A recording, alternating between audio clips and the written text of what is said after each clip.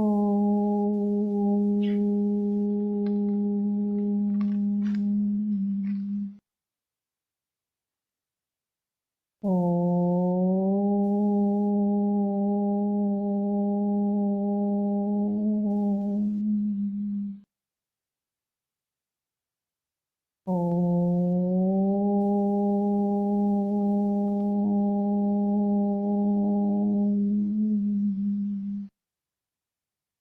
ॐ सहना भवतु सहनौ भुनक्तु सह वीर्यं करवावहै तेजस्विनावधीतमस्तु मा विद्विषावहै।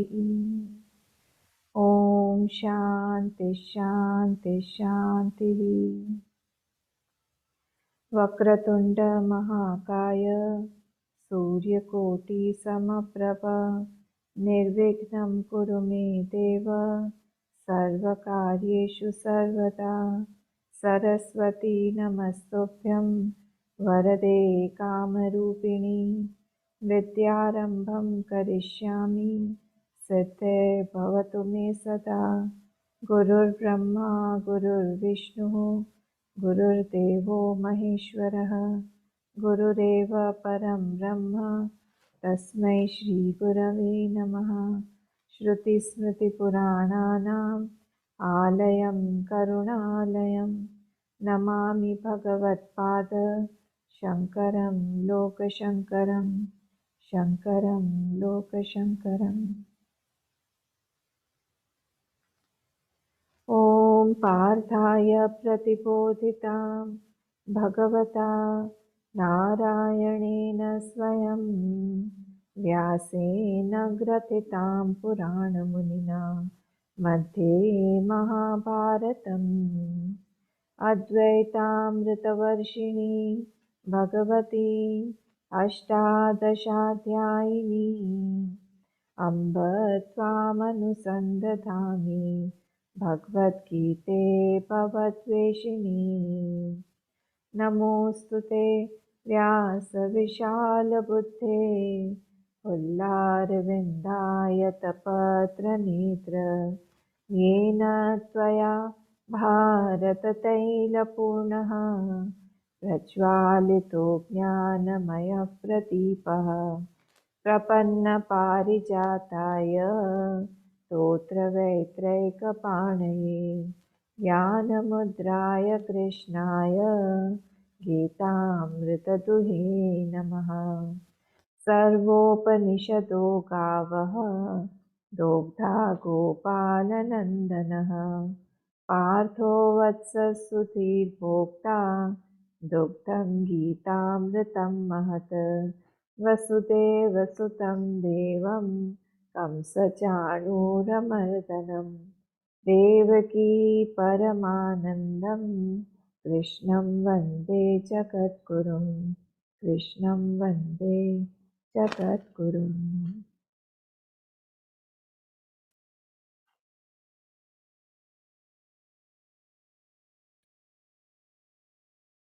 13th चैप्टर का हम लोग 7th और 8th श्लोक पढ़ेंगे।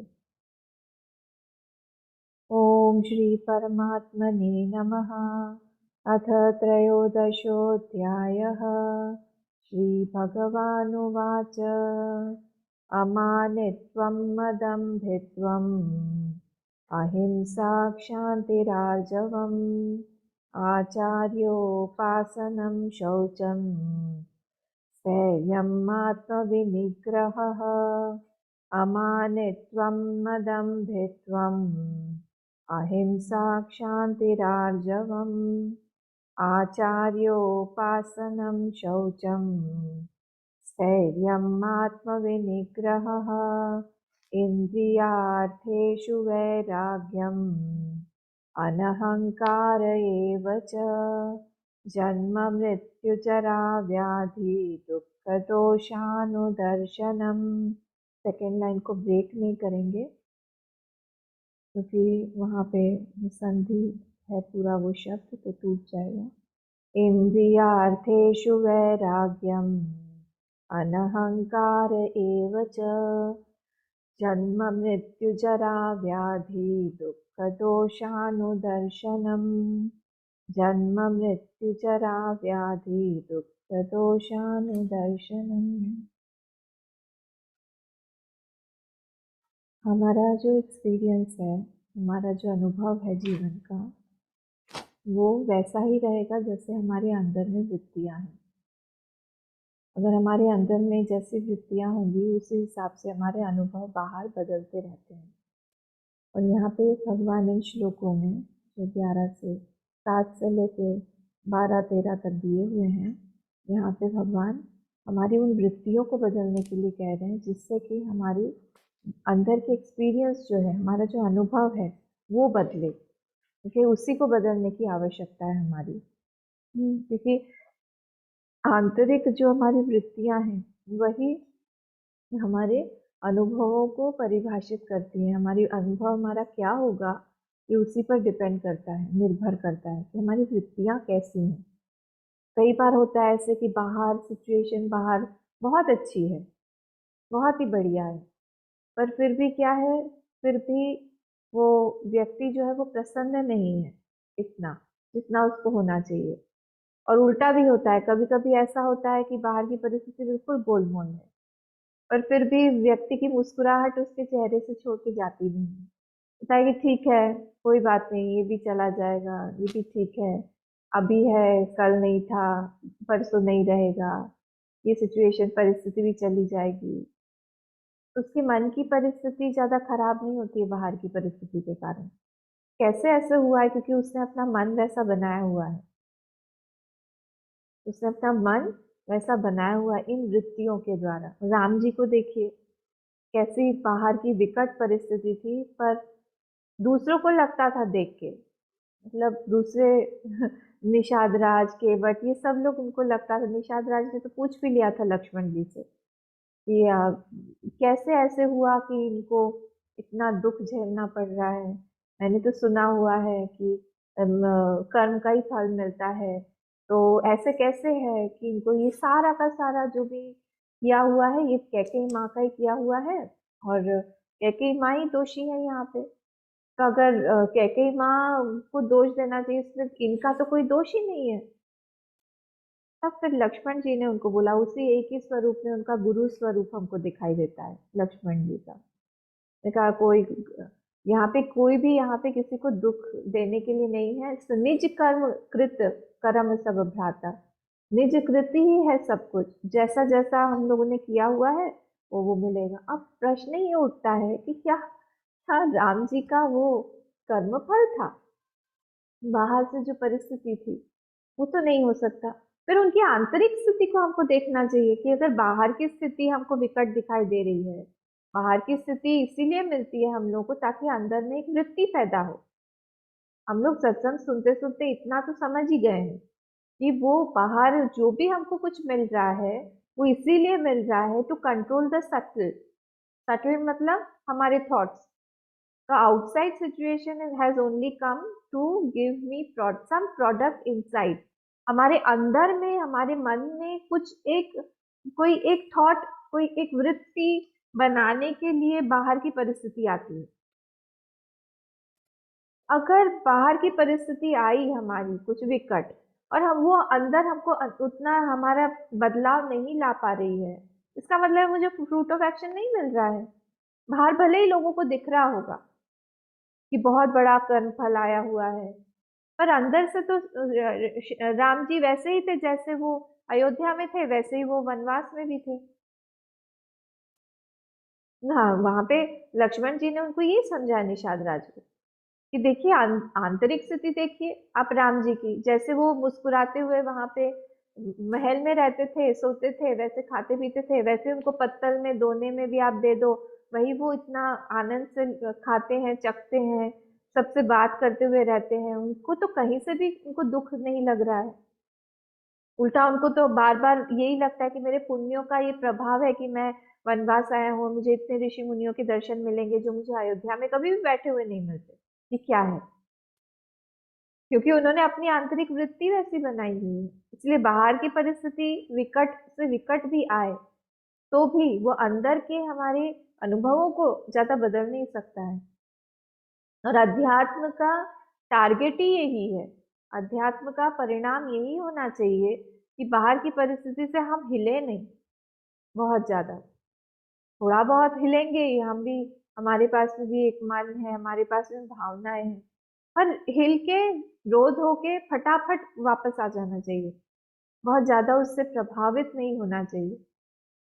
और उल्टा अगर हम देखें, रावण की परिस्थिति बाहर इतनी अच्छी थी, क्या नहीं था उसके पास में बताइए, सब कुछ था उसके पास, पर फिर भी एक अंदर खालीपन ऐसा था कि वो सब कुछ ले डूबा, कुछ भी टिका नहीं, पूरा का पूरा उसका वंश खत्म हो गया। वो एक लोभ के कारण, एक काम के कारण, काम की एक वृत्ति के कारण।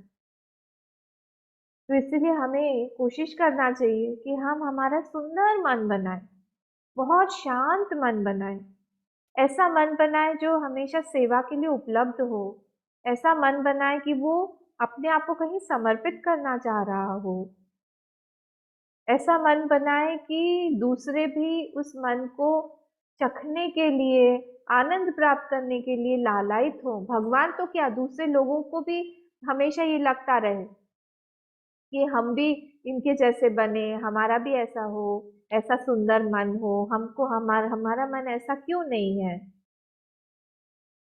ये दूसरों को भी हमारे आसपास लगना, तभी एक फ्रेग्रेंस है, एक सुगंध आ जाती है अध्यात्म से अपने अंदर, उसको बढ़ाने की कोशिश करनी चाहिए। बाहर का खाना पीना, हाँ ठीक है, वो भी है कि हमारा जीवन उस तरह से भी थोड़ा बहुत बदलना चाहिए। हम लोग हमारे शेड्यूल में क्या ला रहे हैं उससे भी पड़ता है, उपासना तो करनी चाहिए सबको। पर सबसे ज्यादा यही है कि जहाँ पे भी हम जाते हैं, वो हमारे व्यक्तित्व से वो सुगंध फैलती है कि नहीं, व्यक्ति सामने वाला आनंदित अनुभव करता है कि नहीं, शांत अनुभव करता है कि नहीं, उसको भी हमारे जैसे बनने की इच्छा होती है कि नहीं, उसको भी लगता है कि नहीं कि इसका जीवन कितना सुंदर है। बाहर चाहे कुछ भी परिस्थिति हो, पर ये उस सिचुएशन से, उस परिस्थिति से हमेशा ऊपर रहता है, डूब नहीं जाता। जैसे तेल पानी में हमेशा ऊपर ही रहता है, वैसे इसका मन भी वैसा ही है, डूबता नहीं है। है ना, तो ऐसे ही हमारा भी मन होना चाहिए कि हम निरहंकारी मन बनाए, इच्छा रहित मन बनाए, सुंदर मन बनाए, कहीं पे घुसे तो हम वहीं पे अटके ही ना रह जाएं, हमेशा दोष ही ना देखते रहें। ऐसा भी होना चाहिए कि हम लोग का मन ऐसा बने कि हम देखें भगवान ने हमको आज के दिन क्या क्या दिया हुआ है, कितनी चीजों से बचाया हुआ है, आसपास में कितने लोगों को कितना कष्ट है, ये हमको वो कष्ट तो नहीं है, ये सब देखना चाहिए। ठीक है। और कई बार ऐसा होता है कि हमारे पास में 20-25 साल पहले की कोई घटना याद आ जाए हमको, और हमको लगे कि हम बहुत आगे नहीं बढ़ पाए, हम बहुत प्रगति नहीं कर पाए। ये तब लगता है जब हम लोग इंट्रोस्पेक्शन करते हैं और हमको समझ में आता है कि हमारे अंदर कोई एक वृत्ति ऐसी थी जिसने हमें आगे बढ़ने से रोका। अगर मेरे अंदर में अहंकार कम होता, अगर मेरे अंदर में ज्यादा समर्पण होता, या अगर मेरे अंदर में द्वेष की भावना कम होती, तो हो सकता है मेरी प्रगति ज्यादा होती। ये हमें टटोलना होगा, इंट्रोस्पेक्शन करना होगा हमारे अंदर कि कहाँ पे हमारी प्रगति किस लिए रुक रही है, क्यों रुक गई है। ठीक है, तो हम लोग श्लोक नंबर 7 पर थे।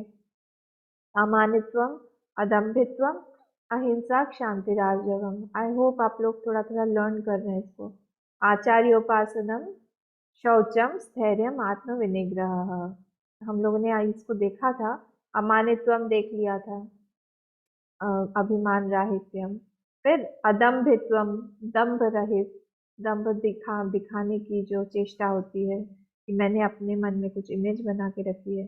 अहिंसा, अहिंसा भी 3 लेवल पर था, बॉडी माइंड और स्पीच के लेवल पर।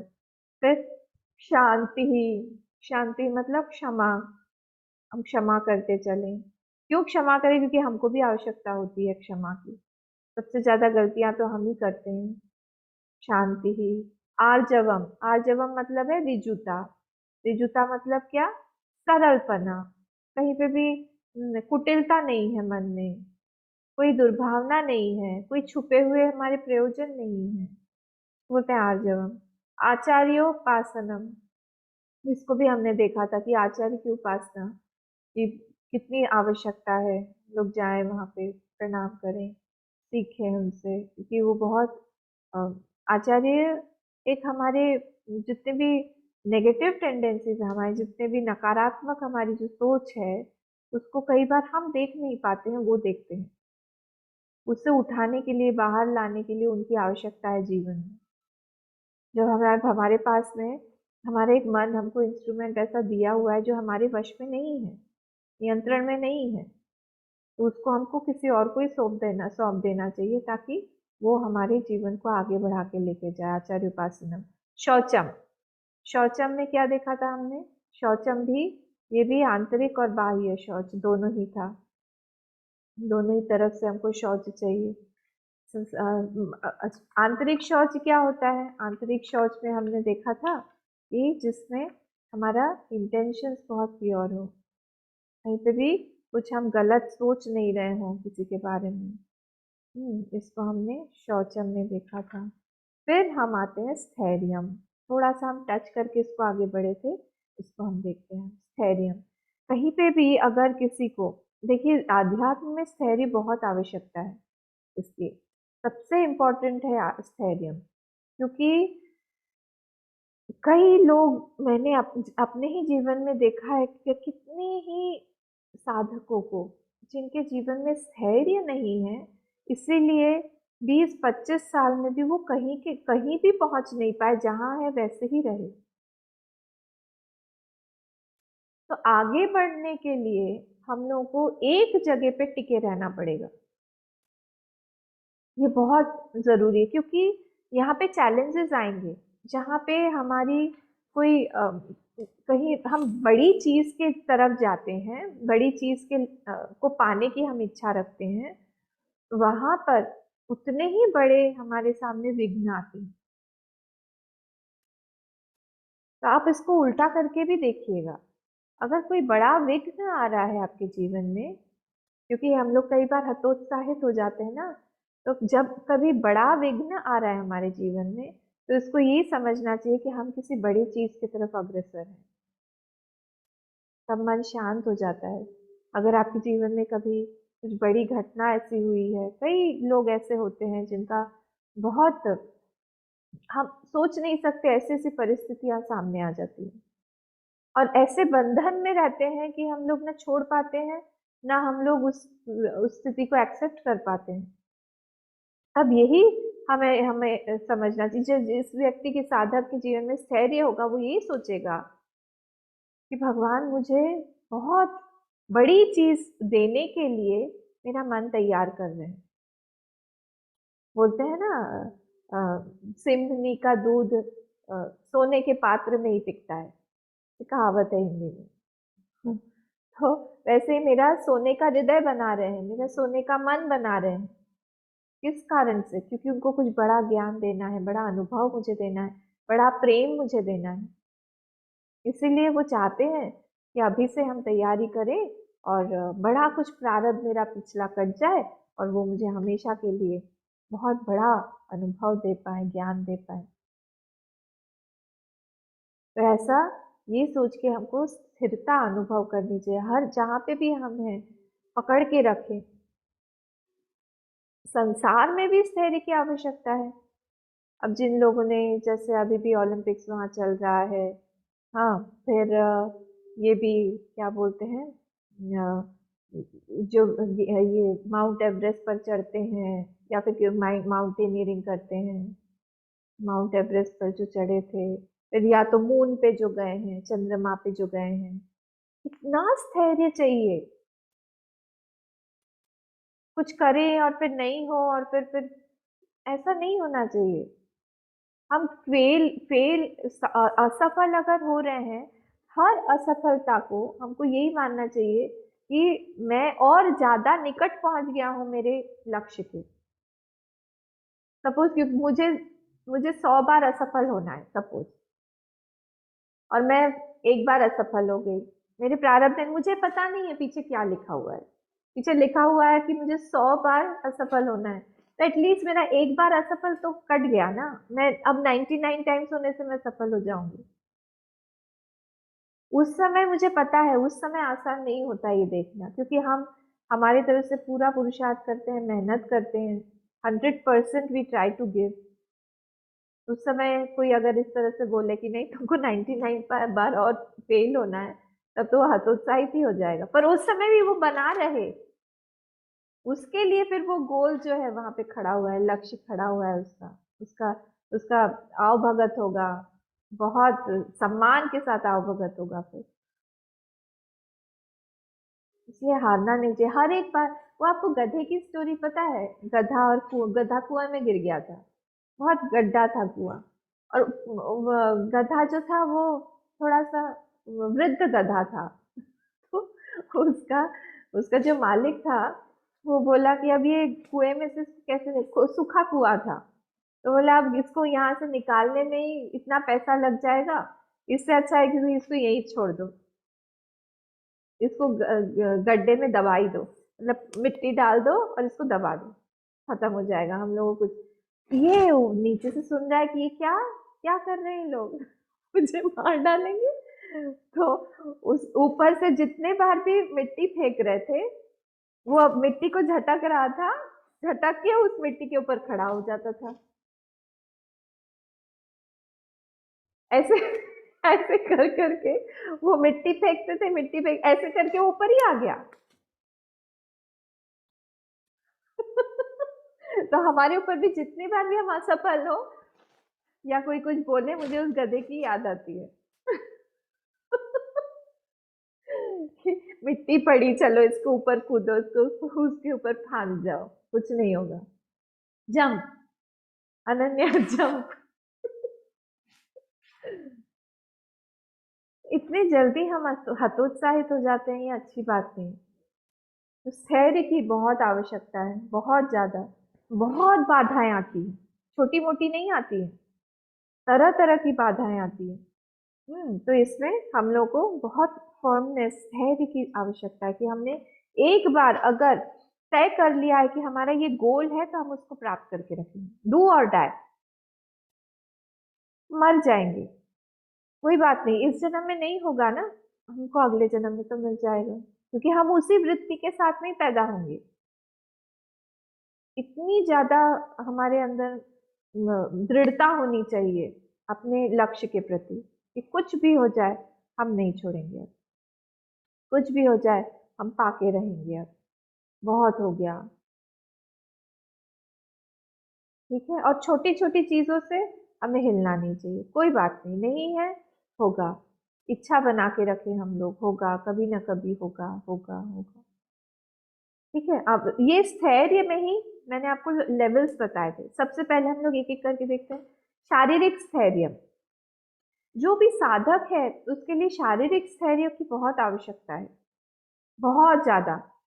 अगर वो साधक है, उपासना उपासक है, उपासना करता है, बहुत ज्यादा हिले डुले नहीं, वो शांत बैठने की उसको आदत होनी चाहिए।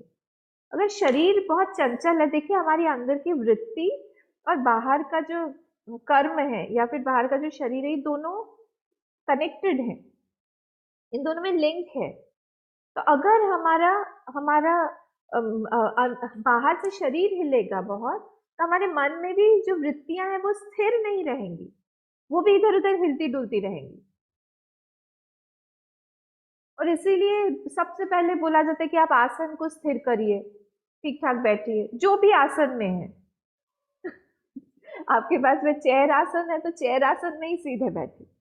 ऐसा नहीं कि हम लोग हिल चेयर में ही पाँव हिला रहे हैं, चेयर में ही उंगली हिला रहे हैं। कई बार ऐसे होता है कि चेयर, 4 पैर होते हैं चेयर के, वो 2 ही पैर पे चेयर चेयर को ऐसा तिरछा कर लेते हैं। उनको लगता है कि हमारे जैसा ही चेयर भी बन जाए 2 पैर वाला। अरे गिरेंगे फटाक से, गिरेंगे तो टूटेगा कुछ ना कुछ, या तो चेयर या हम। उससे उससे अच्छा चेयर को चारों पैरों पे खड़ा करके फिर ही आराम से शांति से बैठे। बहुत नहीं हिलना चाहिए। आंखों की पुतली, कई बार लोग ऐसे ऐसे बैठे रहते हैं, इधर देखेंगे इधर देखेंगे इधर नहीं। हिलना नहीं चाहिए। सीधा जिस जिसको देख रहे हैं हम वहीं पे ही देखते हैं, तो उससे समझ में आता है, हमारे अंदर की वृत्ति हमारे इन सब चीजों से क्लियर होती है कि हम कैसे हैं, हमारी वृत्तियां कैसी हैं। बहुत चंचल नहीं होना चाहिए शरीर का मन का, दोनों का ही। तो क्योंकि दोनों का कनेक्टेड है, तो इसलिए हम अगर शरीर के लेवल पर अपने आप को हम स्थिर करते हैं, तो अपने आप क्या होता है, अपने आप हमारी वृत्तियां भी थोड़ी थोड़ी थोड़ी थोड़ी स्थिर होने लगती है। बाहर से अंदर चले, क्या कर सकते हैं, अंदर स्थिरता नहीं है तो क्या करें। चलने में, बोलने में, बात करने में ही कभी कभी कोई बात कर रहे हैं, फटाक से कोई जोर से बीच में से कुछ बोल देंगे। हम ही एक पिच में बात करते करते करते करते एकदम ऊपर पिच चला जाए। ये सब समझ में आता है कि अंदर स्थैर्य नहीं है, चंचल है मन। आप लोगों को और ज्यादा पता होगा, आप लोग मुझसे ज्यादा एक्सपीरियंस है इन सब चीजों में, इतने लोगों से आप लोग मिलते रहते हैं। वो समझ में आता है कि कौन किसकी वृत्ति कैसी है। तो ये बॉडी लेवल पर, हम हमारे शरीर के लेवल पर स्थैर्य की आवश्यकता है। फिर भावनात्मक इमोशनल लेवल पर, उसमें भी बहुत ज्यादा जरूरी है। ऐसा नहीं होना चाहिए कि एक दिन हम बहुत खुश हो गए, एक दिन बहुत ही ज्यादा दुखी हो गए, दूसरे ही दिन,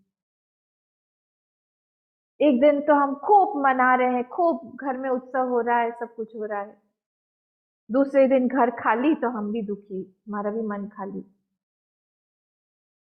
जनरली संसार में ये चीज होती है। संसार में जहाँ पे जिनको बहुत नाम मिला हुआ है, बहुत फेम मिला हुआ है, बहुत पॉपुलैरिटी है उनकी, पेपर में नाम आ रहा है, न्यूज में नाम आ रहा है, एक एज के बाद में, क्योंकि हर वो पुण्य फल है ना। अब पुण्य फल मतलब क्या, कर्म से ही जनित है, तो कर्म खत्म हुआ, फल खत्म हुआ, तो वो भी खत्म हो गया। उसके बाद फिर से पूरा लो में चला जाता है व्यक्ति, क्योंकि उसको आदत पड़ गई है उस चीज की। ऐसा नहीं होना चाहिए, बिल्कुल स्थिर रहना चाहिए। बाहर की कोई भी चीज आए जाए, हमारा एक, हमने अपने मन को बना लिया है एक लेवल पर, उससे ना नीचे आए ज्यादा ना ऊपर जाए ज्यादा, क्योंकि ऊपर नीचे परिस्थिति होती ही रहेगी। उससे हमारा मन, हमारी भावनाएं बहुत ज्यादा बदलनी नहीं चाहिए। और ये अनुभव संसारिक पुरुष को, संसारी को ये अनुभव भी नहीं होता है, उसको ये अनुभव ही नहीं है। किसको अनुभव होगा आपको पता है, जिसने लंबे समय तक के लिए जप पूजा इत्यादि किया हुआ है, जिसने चखा हुआ है अपने शांत मन को, उसको अनुभव होगा कि जब मेरा मन ऊपर नीचे हो रहा है, मुझे शांति चाहिए, वो फट से अंदर चला जाएगा। अगर फिजिकली नहीं जा पाए तो भी वो मन नहीं अंदर, कोई कोई है मेरे पास बोलते हैं हम बाहर ज्यादा देर रहते हैं तो हम अंदर चले जाते हैं। कहाँ दिखते तो नहीं हो, नहीं, उस व्यक्ति जो है हमको दूर जाता हुआ दिखाई देता है।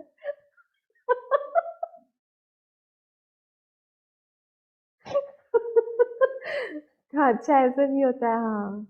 अब बनाई हुई है आदत, शांत को, मन को शांत किया हुआ है, ये सब पुण्यों से मिलता है, ये सब पिछले जन्मों का की उपासना का फल है। ये दिखाता है कि हमारा मन अध्यात्म में प्रगति कर चुका है, काफी आगे बढ़ गया है। राजसिक बहुत ज्यादा नहीं है, पसंद नहीं आता।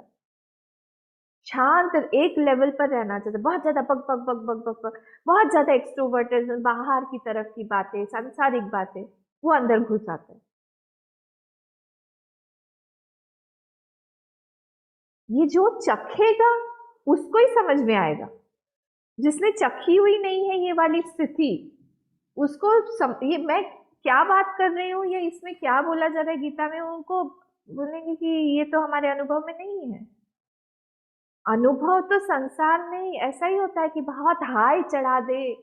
आज देखिए, आज क्या चल रहा होगा कहाँ बाहर, आज तो वैलेंटाइंस डे है ना। देखिए, कल फिर से नीचे आ जाए। जो भगवान के साथ में रहते हैं, जो गुरु के साथ में रहते हैं, उन लोगों को कोई डे नहीं मनाना है। उन लोग का नित्य एक लेवल पर रहता है। नित्य उनके जीवन में उत्सव चलते रहते हैं, एक दिन के लिए नहीं। ऐसा हमारा भी मन होना चाहिए।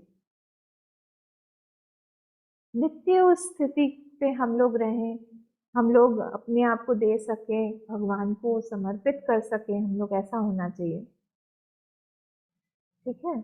तो जब हम इमोशनली, हम जब भावनात्मक रूप से हम लोग स्टेबल होते हैं, तब क्या होता है, सामने वाला व्यक्ति भी वो ज्यादा कंफ्यूज नहीं रहता है कि इस व्यक्ति के साथ में हमें कैसे पेश आना है, कैसे बात करनी है, हमारा अभी इसको रिस्पॉन्स कैसा होना चाहिए। नहीं तो बोलेंगे ये दुखी है या सुखी है, ये क्रोधी है या ये शांत है, ये क्षमा कर सकता है कि इसके मन में हमेशा द्वेष की भावना रहती है। कंफ्यूज रहते हैं लोग आसपास की, किससे क्या बात करेंगे, डरे डरे रहते हैं कि आज देखते हैं इनका मूड कैसा रहेगा, अच्छा रहेगा, हमसे कैसे बात करेंगे, बात करके देखते हैं आज क्या बोलते हैं। ऐसा नहीं होना चाहिए हमारे लिए। हमारे पास जो एक मन है ना, उसको बहुत सुंदर बनाना चाहिए। इतना सुंदर हम बनाएं, जैसे भीष्म पितामह ने बोला था अपने मन के लिए, मैं इसको आपको देना चाहता हूँ। ऐसा हमारा भी मन होना चाहिए।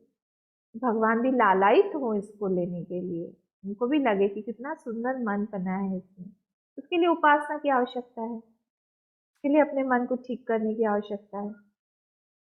अगर हमारा मन सुन नहीं रहा है, तो ये लकवा ग्रसित होता है ना, कोई अंग हमारा पड़ा हुआ है, पैरालिटिक ऑर्गन, क्या है वो, हमसे एनर्जी तो खींच रहा है और हमें सेवा कुछ इन रिटर्न दे नहीं रहा है। पैरालिसिस तो ऐसे ही होता है ना, ऐसा हो गया हाथ वैसे। अब वो उस हाथ को मैं कुछ यूज नहीं कर पा रही हूँ, है मेरे साथ में ही है, वो टंगा हुआ है, वो मेरे शरीर से सारा कुछ ले भी रहा है, नरिशमेंट सब कुछ। पर जब मुझे लगेगा कि मैं इस हाथ को यूज करूं, लिखूं, बोलेगा नहीं, मैं तो नहीं लिख सकता, मैं नहीं लिखूंगा। हमारा मन अगर हमारे वश में नहीं है, हमारा मन अगर इन सब दुर्भावनाओं से ग्रसित है, तो फिर वैसे ही लकवा मारा हुआ अंग हो जाएगा, जो हमसे लेगा सब कुछ, पर देने के समय में हमारे वश में ही नहीं है। बोलेगा नहीं, मुझे तो उसके बारे में सोचना है। तुम जप करो, भगवान का नाम लो अभी बैठ के, तुमको 10 माला, बिना 10 माला किए तुम उठोगे नहीं। 10 माला, हाँ चलो चलो चलो शुरू करो, बहुत हो गया। बोलेगा नहीं नहीं नहीं, हम एक माला करके उठ जाएंगे, बाकी का हम लोग बाद में करेंगे। ये लकवा ग्रसित है, पैरालिटिक। ऐसा, ऐसे मन से हमको बचना चाहिए। फिर तीसरा क्या है, ये दो हो गए। तीसरा क्या है, तीसरा है प्रेम। प्रेम में स्थैर्य होना चाहिए। प्रेम में स्थैर्य होना चाहिए मतलब, अगर हम लोगों ने किसी एक को कोई स्थान दिया हुआ है हमारे जीवन में, तो फिर उस स्थान को हमेशा निभाना चाहिए। देखिए, एक तो बहुत मुश्किल है किसी को स्थान देना। हमारे हृदय में हम लोग किसी को स्थान अगर देते हैं, तो क्या होता है, अगर उस स्थान को मैंने वहां से हटा दिया, उस व्यक्ति को फर्क पड़े ना पड़े, तो सबसे पहले हम लोगों को फर्क पड़ता है। हमने वो स्थान जो है बनाया था, ऊंचा सिंहासन बनाया था किसी के लिए, हमने वहां पे उसको बैठाया भी, बहुत प्रेम भी किया, हमने समर्पण भी किया अपना। पर कोई भी रीजन हो, अगर हमने उसको हटा दिया या नीचे कर, सबसे पहले हम दुखी हो जाएंगे। अगर हमने किसी को दिया हुआ है स्थान, पहले तो देना नहीं चाहिए। दे अगर हम, तो पूरी तरह से हम प्रेम करें, भगवान उसी से खुश हो जाते हैं, भगवान उसी से हमको प्राप्त हो जाते हैं। प्रेम करना आसान नहीं है। राम जी ने प्रेम किया था, राम जी ने जो स्थान कैकेयी माँ को दिया, वो आखिरी तक निभाया। इतना कुछ होने के बाद में भी वो स्थान उन्होंने लिया नहीं उनसे वापस, नहीं, आप मेरी माई हैं। और जननी शब्द यूज किया उन्होंने। जननी जनरली हम लोग यूज करते हैं जो कौशल्या माँ है, जिन्होंने उनको जन्म दिया था। पर जब भी इसमें अयोध्या कांड में जितनी बार भी वो वहां पे गए अपनी माँ के पास में, जब कैकेयी माँ बहुत नाराज थी, जननी बोल रहे थे बार बार। माता, अम्बा, ये सब नहीं बोला, बार बार जननी जननी जननी। ये दिखाता है उनका लेवल कि एक बार अगर उन्होंने प्रेम किया हुआ है तो फिर हमेशा के लिए उन्होंने उस संबंध को एक्सेप्ट किया हुआ है कि ये संबंध जो है हमेशा रहेगा। Relational stability is required. कहीं पे भी अगर हम संबंध बना रहे हैं किसी से, उसमें स्थैर्य रहे। कोई भी संबंध हो, या तो बनाए ही ना, और अगर बन जाए तो उसको हम लोग को मेंटेन करना आना चाहिए कि कुछ भी हो जाए, at the cost of anything, कुछ भी हो जाए, मुझे कितना भी बड़ा दाम पे करना पड़े, इस संबंध को मैं निभाऊंगा। उनकी तरफ से कोई भी गलती हो, मेरे तरफ से मेरी शुद्धता रहेगी। कितना मुश्किल है देखिए, आसान नहीं है। इसको बोलते हैं स्थैर्य प्रेम में। फिर भक्ति में, भक्ति में भक्ति में भी हम भगवान को, हमने एक स्थान दिया, भगवान को हमने बोला कि हम आपको अपने आप को देना चाहते हैं, आप ही हैं हमारे जीवन में। उसके बाद हम संसार की तरफ नहीं देख रहे हैं। वहां पे हमारे मन में स्थैर्य है कि हमको भगवान ही आगे बढ़ाएंगे।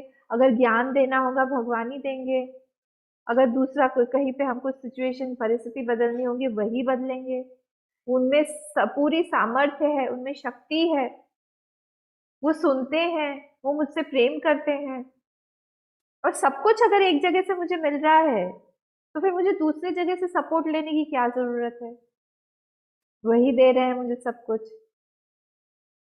तो मुझे दूसरी की किसी भी व्यक्ति की आवश्यकता ही नहीं है। तो भक्ति में भी जप, पूजा, सारी चीजें हमको खूब बढ़ानी चाहिए। और एक इष्ट होना चाहिए हमारा, उसके लिए ही हम सब कुछ करें। एक जप होना चाहिए, एक मंत्र, एक शास्त्र, एक निष्ठा, फिर एक गुरु, एक आश्रम। ये सारी चीजें बहुत बहुत जरूरी है। जहाँ पे भी स्प्लिट हो जाता है तो वहां पे हमारा, क्योंकि हमारा मन एक के लिए बना हुआ है, वो एक्सेप्ट नहीं कर पाता कि इधर जाए कि उधर जाए, क्या करें। हमारी परिस्थिति अभी ऐसी है कि हमें समझ में नहीं आ रहा है कि हम कौन सा मंत्र लें। हमको बचपन में वो मंत्र दिया गया था, हमको तो तब सब कुछ समझ में ही नहीं आता था, सबके साथ में हम चले गए परिवार वालों के साथ में। अभी दूसरा मंत्र हमने पढ़ के ले लिया है, हमको समझ में नहीं आ रहा कि हम कौन सा मंत्र करें, क्योंकि वो पढ़ने वाला मंत्र मुझे ज्यादा अच्छा लगता है। दुविधा में नहीं रहना चाहिए इसलिए मन को। तो ये सारी चीजें यहाँ पे बहुत जरूरी है, क्योंकि हमारा मन, उसके अंदर कई सारी नकारात्मक चीजें हैं जिसको हमको हटाना है इस उपासना से। जब हमारी भक्ति एक जगह पे रहेगी, तब अपने आप वो जो ऑल्टर है हमसे बात करता है। वो ऑल्टर हमारे जीवन में आता है, वो ऑल्टर हमको ठीक रास्ते पर लेके आता है। और जब वहां से बात सुनाई नहीं देती है, वो छटपटा जाता है कि क्या हो गया, नाराजगी हो गई क्या। इतना बढ़ाना चाहिए कि हम जैसे एक दूसरे की आवाज सुन पा रहे हैं, वैसे ही उनकी भी आवाज हमको सुनाई दे, क्लियर क्लियर एकदम। ठीक है। फिर गुरु, गुरु में भी एक गुरु स्थैर्य होना चाहिए कि हम लॉयल रहे पूरी तरह से हमारे गुरु के लिए। हमको इतना कुछ मिला हुआ है, वो हमको संसार से नहीं मिलेगा। संसार से उठाने वाला कोई भी नहीं है। सारे जितने भी हमारे संबंध है, कुछ कहीं ना कहीं से उनको कुछ प्राप्त करना है, इसीलिए वो हमारे जीवन में आए हुए। एक गुरु के साथ में ही ऐसा संबंध होता है जहां से सिर्फ हमें मिलता है, सिर्फ मिलता रहता है, मिलता रहता है, मिलता रहता है। हम देने के लिए, हम बहुत छोटे हैं, हमारे हाथ बहुत छोटे छोटे हैं। हम क्या दे सकते हैं उनको, और उनको कुछ चाहिए भी नहीं। कुछ चाहिए हो तो हम दे भी, जो उनको चाहिए वो हम नहीं दे पाते हैं। उनको चाहिए हमारा अहंकार, ईगो, उनको चाहिए हमारा समर्पण, उनको चाहिए हमारा निर्देश, विरागी मन, वो नहीं दे पाते। ठीक है, तो ये सारी चीजें हमको याद रखना चाहिए कि हम कृतज्ञता रखें, कृतज्ञता नहीं, कृतज्ञता रखें जहां पे भी, जहां से हमको मिला हुआ है। फिर हम जो कर्म कर रहे हैं, गिनते रहिएगा कितने हुए हैं। हम जो जहाँ पे कर्म कर रहे हैं, जो भी काम कर रहे हैं, जो भी काम हमने उठाया हुआ है, वहां पे भी स्थैर्य की आवश्यकता है। उसको कंप्लीट करना चाहिए। ऐसा नहीं कि एक कर्म को हमने उठाया हाथ में, उसको बिना कंप्लीट किए हम दूसरे कर्म में आ गए। ऐसा नहीं होना चाहिए। क्या होता है, वो जो कर्म हमने अधूरा छोड़ा हुआ है, वो अधूरा कर्म ही हमारे मन में एक भावना पैदा करेगा कि आप नहीं कुछ कर पाएंगे आगे। हमारा कॉन्फिडेंस लूज हो जाएगा। एक अंदर हमारी जो एक बनता है कि हाँ हम कर पाएंगे, कर सकते हैं, वो चीज टूट जाएगी। तो इसलिए जो भी हम लोग शुरू करें, उस चीज को हम लोगों को पूरी तरह से खत्म करना चाहिए। स्टेबिलिटी होनी चाहिए उस चीज में। संतोष का जीवन होना चाहिए कि फिर ही संतोष होता है कि हाँ ये सारे सारे टारगेट्स मैंने अपने जीवन में लिए थे, इन सब को मैंने पूरी तरह से पूरा किया है, और इससे ज्यादा, इससे अच्छा मैं नहीं कर सकता हूँ। उस कर्म को मेरे कारण बड़प्पन या बड़ाई महसूस हो, वो कर्म जो है वो बड़ा लगे कि हाँ, वो कर्म जो है बोले कि हाँ अच्छा हुआ मुझे इस व्यक्ति को दिया गया इस कर्म को करने के लिए। मूर्तिकार की कहानी पता है ना आपको, मैंने पहले ही बताई थी। एक मूर्तिकार था, उसने बहुत सुंदर मूर्ति बनाई सरस्वती माँ की। राजा के पास में था, राज दरबार में जाके लेके आया, तो सब लोग एकदम हतप्रभ हो गए इस मूर्ति को देख के।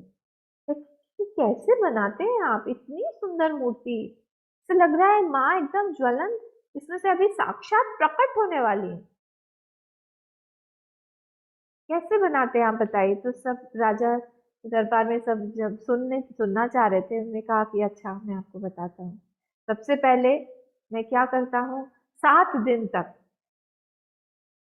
7 दिन तक अपने मन को शांत करने की कोशिश करता हूँ। कुछ भी नहीं सोचता हूँ, मैं बस शांत करने की कोशिश करता हूँ। उसके बाद में और 7 दिन तक मैं सोचता हूँ कि मुझे किस किसकी मूर्ति बनानी है। फिर एक थॉट आ जाता है कि हाँ इनकी मूर्ति बनानी है, ठीक है पक्का हो गया। उसमें मैं मेडिटेशन करता हूँ कि कैसे मूर्ति बनेगी। फिर अगले 3-4 दिन मैं जंगल में जाता हूँ और उसके लिए लकड़ी ढूंढता हूँ। जब तक नहीं मिलता है, मैं रोज जा जाके ढूंढता रहता हूँ। उसमें कभी कभी मुझे 1-2 महीना भी लग जाता है। फिर एक लकड़ी का टुकड़ा दिखता है जिसमें से जो मैंने मेडिटेट किया हुआ है वो साफ साफ दिखाई देने लगता है। उसको लकड़ी को मैं लेके आता हूँ। अच्छा फिर काम शुरू करते हैं? नहीं, फिर काम नहीं शुरू करता हूँ। फिर मैं अपने कमरे में बंद हो जाता हूँ। बंद होने के बाद में मैं अपने आप से पूछता हूँ कि तुम ये मूर्ति क्यों बनाना चाहते हो, किसके लिए कर रहे हो ये काम।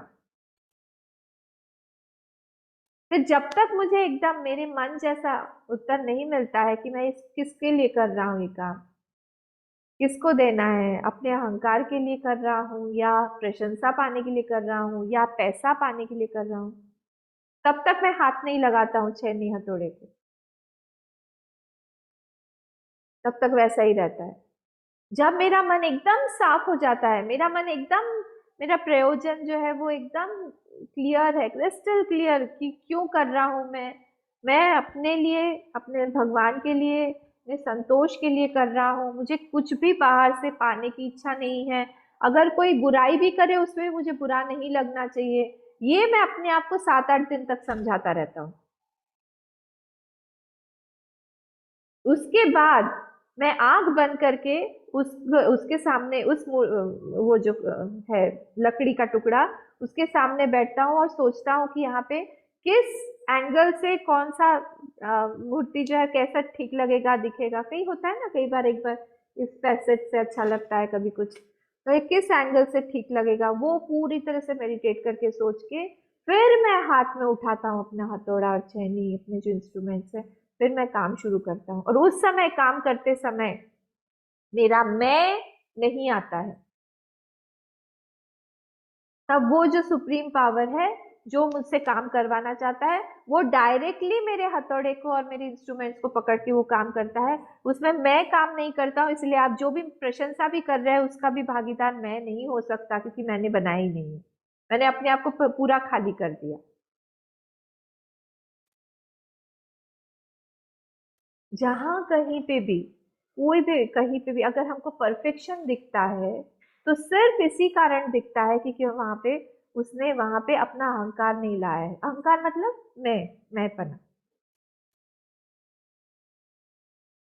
जिसने भी अपने आप को खाली किया हुआ है वही इस परफेक्शन को देख सकता है।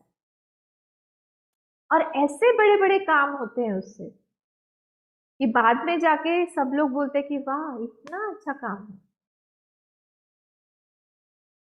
ऐसे तो पहले कभी देखा ही नहीं गया था, कैसे देखा जाएगा, क्योंकि वो उसने किया ही नहीं है। मनुष्य की शक्ति जो है वो तो बहुत सीमित है। पर मनुष्य ये नहीं जानता है कि वो असीम से कैसे जुड़ सकता है।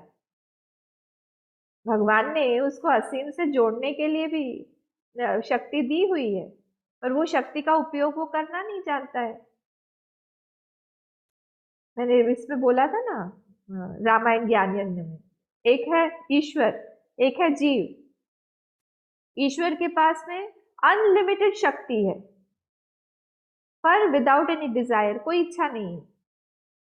और इधर है जीव, इसके पास अनलिमिटेड इच्छा, विदाउट एनी शक्ति, कोई शक्ति ही नहीं। एक छींक भी उसके कंट्रोल में नहीं है, नींद भी कंट्रोल में नहीं है, भूख प्यास कंट्रोल में नहीं है। पर जब वो अपनी इच्छा को छोड़ के वो भगवान की इच्छा को अपना लेता है, बस उसी समय भगवान की जो शक्ति है, क्योंकि वो उनकी उस पास में कोई इच्छा नहीं है, उसने भगवान की इच्छा को अपना लिया, तो उनकी शक्ति भी उसके पास में आ जाती है।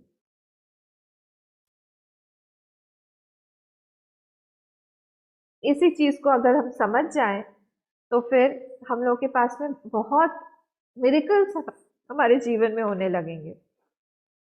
ठीक है, तो ये स्थैर्य, तो इन सब लेवल पे पहला वाला क्या था, शारीरिक। दूसरा क्या था, ये हम लोग भावनात्मक तौर से भी हम लोग स्थैर्य रखे। फिर था प्रेम के लेवल पर, फिर था भक्ति के लेवल पर, फिर गुरु के लेवल पर, फिर है किसी भी हम कार्य को हम लोग अगर करने जा रहे हैं तो उसके लेवल पर भी हमारे जीवन में स्थैर्य होना चाहिए। संसार में या फिर अध्यात्म में कोई भी हम कर्म लें, उसको हम सेवा रूप से लें, कुछ भी करें, हम कंप्लीट करें उसको। ठीक है, तो जब हम थोड़ा थोड़ा थोड़ा थोड़ा थोड़ा थोड़ा कंटिन्यूअसली हम करते रहें, स्थैर्य का मतलब क्या होता है कि ऐसा नहीं है कि एक बार में ही हम लोग बहुत कुछ आगे बढ़ जाए और खत्म कर दें, ये नहीं है स्थैर्य। स्थैर्य मतलब ये होता है कि हम निरंतर छोटा छोटा पग भी क्यों ना लें, पर उसमें निरंतर्य हो। जो बचपन में स्टोरी सुनाते थे हम लोगों को, रैबिट और टॉर्टोइस की, कछुए की और ये खरगोश की, उसमें कछुआ क्यों जीतता है बताइए? यही कारण है कि वो निरंतर चला जा रहा है, वो रुक नहीं गया है खरगोश की तरह।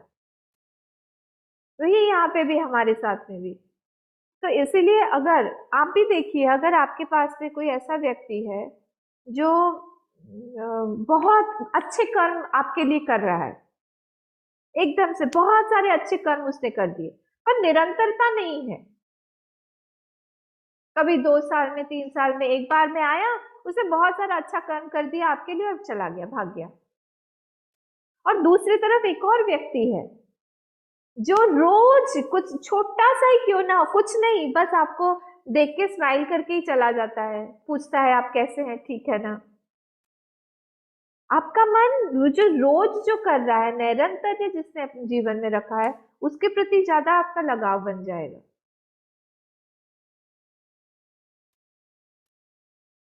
तो इसलिए quantity does not matter, continuity matters. कि हम कंटिन्यूअसली कोई चीज अगर कर रहे हैं, उसको हम लोग बोलते हैं स्थैर्य। नहीं तो एक दिन हम एक किसी व्यक्ति से बहुत अच्छे से मिले, दूसरे दिन हम लोगों ने उसके बारे में कोई कंप्लेंट कर दी, तीसरे दिन ने क्रिटिसाइज कर दिया, अब चौथे दिन फिर से उसको खाना पीना खिला दिया, पांचवें दिन फिर से सब लोगों के सामने उसका अपमान कर दिया, फिर चौथे दिन बोले कि आप तो बहुत अच्छे हैं, आप तो बहुत अच्छे हैं, आप तो बहुत अच्छे हैं, आपके जैसा कोई व्यक्ति नहीं दिखा। ये तो गया, कोई लाभ ही नहीं हुआ इसका, अच्छे काम का भी पे भी उस पानी फिर गया, जाएगा ही नहीं, मन ही नहीं जाएगा उस तरफ। ठीक है, तो हमारे पास में जो ये मन है, ये मन क्या है? उपकरण। ये मन क्या है? अंतःकरण बोलते हैं ना, करण मतलब इंस्ट्रूमेंट। तो ये एक उपकरण है। तो क्रिया सिद्धि तो सत्वे, ना तो उपकरणे। ये इसके अंदर में जो सत्व है, उसी से हम लोगों के पास में क्रिया सिद्धि आती है, ना कि किसी उपकरण में नहीं है वो सिद्धि। इसलिए हम लोगों को कोशिश करना चाहिए कि ये हमारा जो इंस्ट्रूमेंट है, इसको हम लोग सत्व प्रधान बनाएं, इसको हम लोग ऐसा बनाएं कि ये कभी भी हमारे अनकंट्रोल्ड ना हो जाए, हमारे अनियंत्रण में ना रहे, नियंत्रण में रहे ये हमेशा, अनियंत्रित ना बन जाए, क्योंकि अनियंत्रित गाड़ी का ही एक्सीडेंट होता है। इसका हमेशा ध्यान रखना चाहिए, हम कंट्रोल में रखें इसको। विल पावर, दृढ़ता रहे। एक बार हमने ले लिया, पकड़ लिया इस काम को, तो हम करके रखेंगे। और जब हम छोटा छोटा काम करते हैं ना, हम लोग, सपोज मैंने एक काम लिया, क्या काम लिया कि रोज मुझे किसी एक मंदिर में जाके वहां पे मैं एक झाड़ू लगा के आऊंगी। एक काम लिया छोटा सा, छोटा सा मंदिर है एकदम छोटा सा, वहां पे झाड़ू लगाना। जब हम उसको करने लगेंगे, तो उसको करते करते ही हमारे अंदर एक कॉन्फिडेंस बिल्डअप हो जाता है कि हाँ, मैंने ये वाला काम जब किया है, तो मैं बड़ा दूसरा काम भी कर सकती हूँ। और नहीं होगा इसका ऑपोजिट, तो हमने संकल्प लिया, रेजोल्यूशन लिया कि वहां पे जाके हम काम करेंगे, नहीं किया, हमारे अंदर एक और गिल्टी फीलिंग प्लस एक कॉन्फिडेंस लूज हो जाएगा कि हम नहीं कर पाएंगे। छोटा सा काम ही अगर हम हाथ में नहीं लेते हैं, तो हम क्या करेंगे? सुबह 5 बजे उठने का हमने संकल्प लिया, हमने नहीं, हम नहीं कर पाए, अंदर एक अहम वृत्ति जागृत हो जाएगी, बोलेगी you can not do, forget it, नहीं कर पाओगे, छोड़ो, तुम तो वैसे ही 8 बजे ही उठो रोज, 8 बजे उठने के लिए भगवान ने तुमको बनाया हुआ है। एक्सरसाइज मत करो, क्या जरूरत है एक्सरसाइज करने की? शेर भी कभी एक्सरसाइज करता है? उसकी बॉडी देखो कैसी होती है। हमको भी जरूरत नहीं है एक्सरसाइज। पर जब करने लगते हैं छोटे छोटे छोटे छोटे, तो एक अंदर से कॉन्फिडेंस आ जाता है कि नहीं, आई कैन डू इट, कर सकते हैं। बड़े बड़े कार्य फिर होने लगते हैं। तो इसीलिए ये सारी चीजें हम लोगों को बड़ी चीज की तरफ लेके जाती है। हमारी इच्छा, हमारी शक्ति दोनों बढ़ने लगती है। इच्छा and my capacity, my desire and capacity. बड़ी बड़ी चीजों की इच्छा होती है हमारी कि हम बड़ा भी कुछ कर सकते हैं, तो हमारी कैपेसिटी, शक्ति भी अपने आप बढ़ने लगती है। ठीक है, और आखिरी वर्ड क्या है? आत्मविनिग्रह। आत्मविनिग्रह मतलब क्या? कि हम जो ये आत्मा जो है हमारी, उसके उसके जो आत्मा का जो अपकार करने वाले हैं, अपकार करने वाले मतलब जो हमारे शरीर है, हमारे जो मन है, इसको हम निग्रह करें, कंट्रोल में करें, इसको वश में करें। क्यों? क्योंकि नहीं तो फिर ये हमको संसार की तरफ इतनी वासनाएं हैं अंदर, कि अगर ये हमारे कंट्रोल में नहीं रहे, तो कहां से कहां एक व्यक्ति पहुंच जाएगा। भोगे रोग भयम, भोग में, विषय में ये इतना लिप्त हो जाएगा कि वहां पे उससे फिर रोग आ जाएगा। गाड़ी नियंत्रण में नहीं है, एक्सीडेंट होना अवश्य भावी है, होगा ही। माइंड भी कंट्रोल में नहीं है, एक ही इंस्ट्रूमेंट है। और इसीलिए कोशिश करना चाहिए कि हम इसको कंट्रोल में रखें, हमारे शरीर को, हमारे मन को, सब चीजों को हम कंट्रोल में रखें, हमारे खाने पीने को, हमारे हमारे सोने को, हमारे जागने को, हमारे बोलने बातचीत करने को, हमारे इंटरेक्शंस को, हर चीज में नियंत्रण होना चाहिए। क्योंकि देखिए, टाइम हम सबके पास में उतना ही है, लिमिटेड है, 24 आवर्स। उसमें से हम कितना किस चीज में हम देते हैं, प्रायोरिटी कहाँ देते हैं, वो हमको डिसाइड करना होगा। बहुत ज्यादा समय हम किसी के पास में भी नहीं है, सभी लोग तो हम 45 के ऊपर ही हैं, कुछ कुछ को छोड़ के। तो इसीलिए ऐसा नहीं सोचना चाहिए कि हमारे पास अभी बहुत लंबा टाइम है, हम बहुत जिएंगे।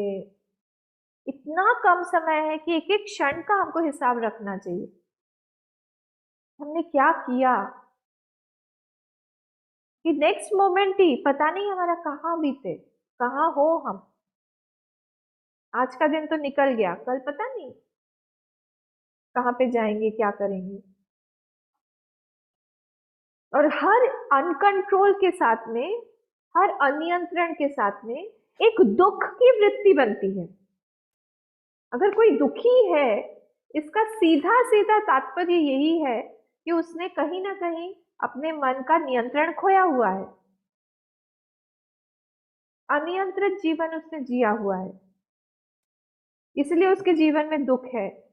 कोई कुछ ना कुछ, कहीं ना कहीं उसने छूट दिया है अपने मन को। और ये लंबा प्रोजेक्ट है, ये जो मन रूपी हमारा जो एक पशु है, ये बहुत अनियंत्रित है, ये बहुत जंगली है, इसको हमने टेम नहीं किया हुआ है, जंगली पशु है की तरह करता है, कभी कभी नियंत्रण खो देता है। तो ये लंबा एक प्रोजेक्ट है हमारे पास में, इसको ठीक करना, जन्मों लग जाते हैं इसको ठीक करने में। 10 साल 12 साल तक हम लोगों ने इसको ठीक किया, फिर एक दिन से वही वृत्ति 10 साल पहले वाली आ जाती है, बोलेंगे अरे इतने दिन तक तुम कहाँ छुपे हुए थे।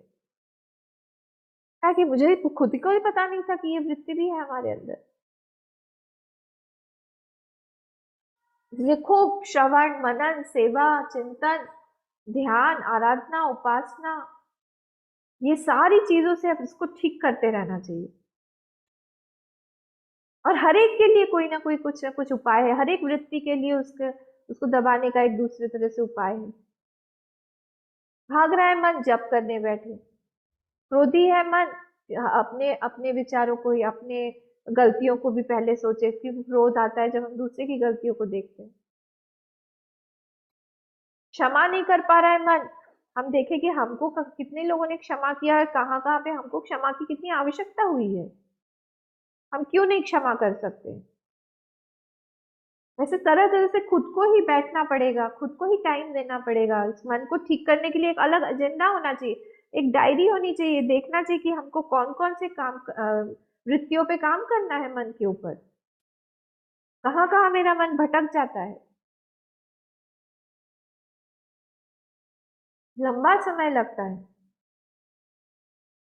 और ऐसे ऐसे चीजों में हमारे मन को निवेशित करना चाहिए जहां से वो बहुत ज्यादा डिस्ट्रैक्टेड ना हो, बहुत ज्यादा इधर उधर ना हो जाए। टॉपिक्स विषय उसको ऐसे देने चाहिए कि तुम इस विषय पे सोचो, उस विषय को छोड़ दो, वो विषय से तुम और कहीं चले जाते हो, भटक जाते हो। जैसे जनरली मेरा हाथ फोन, मोबाइल हाथ में आने पर होता है, मैंने किस फोन हाथ में लिया, कुछ काम था इसीलिए, सपोज मुझे आपको फोन करना है इसलिए मैंने फोन उठाया, फोन उठाते ही देखा कि उसमें बहुत सारे व्हाट्सएप मैसेजेस आए हुए हैं, मिस कॉल भी एक दो आया हुआ है। फिर करते करते करते करते वहां से इंटरनेट पर पहुंची, वहां से कुछ सर्च किया, सर्च करने के बाद में मेल चेक किया, मेल में भी कोई था, रिप्लाई दे दिया।